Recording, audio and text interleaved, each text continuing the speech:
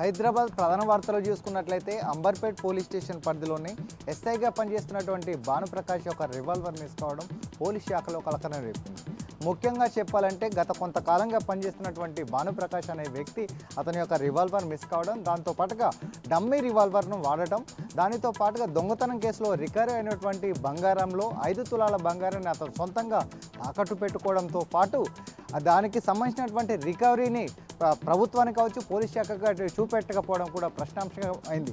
ముఖ్యంగా చెప్పాలంటే అతని యొక్క వాడుతున్నటువంటి డమ్మీ రివాల్వర్ను గుర్తించినటువంటి టాస్క్ ఫోర్స్ పోలీసులు అతన్ని అదుపులోకి తీసుకొని పరిశీలించగా అతన్ని మౌనంగా ఉండి సమాధానం చెప్పకపోవడంతో అతన్ని అరెస్టు చేసినట్టుగా కూడా తెలుస్తుంది.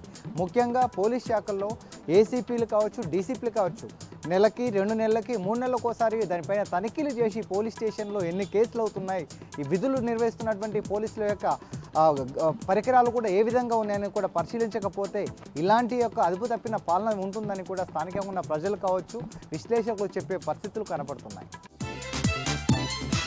ఇక మరొక వార్త చూసుకున్నట్లయితే కాంగ్రెస్ ప్రభుత్వం ఏర్పడ్డ 2 సంవత్సరాల్లో కూడా ప్రతి శాఖలో నకిలీలు అనేది ఎక్కువైపోయారు. ముఖ్యంగా చూసుకున్నట్లయితే పోలీస్ శాఖలో గత 2 సంవత్సరాలుగా ఒకవైపు ఐఏఎస్ అని మరోవైపు ఐపీఎస్ అని కూడా రకరకాల వేషాలు మారుస్తూ శశికాంత్ అనే వ్యక్తి పేద ప్రజల దగ్గర కావచ్చు, బడా నాయకుల దగ్గర కావచ్చు అక్రమంగా డబ్బులు దండుకుంటూ కోట్ల రూపాయలు సంపాదించడమే టార్గెట్గా పనిచేస్తున్నాడు. అతను ఒక నకిలీ ఐడి కార్డు పెట్టుకోవడము, దాంతోపాటుగా ఒక సైరన్ ఉన్నటువంటి వాహనాలను వాడడము, దాంతోపాటు సెక్యూరిటీను ఉపయోగించి కూడా రోడ్ల మీద తిరుగుతుంటే అతన్ని పోలీసులు ఎందుకు గుర్తించలేకపోయారు అనేది కూడా ప్రతి ఒక్కరికి ఆసక్తి రేపుతున్నటువంటి ప్రశ్న.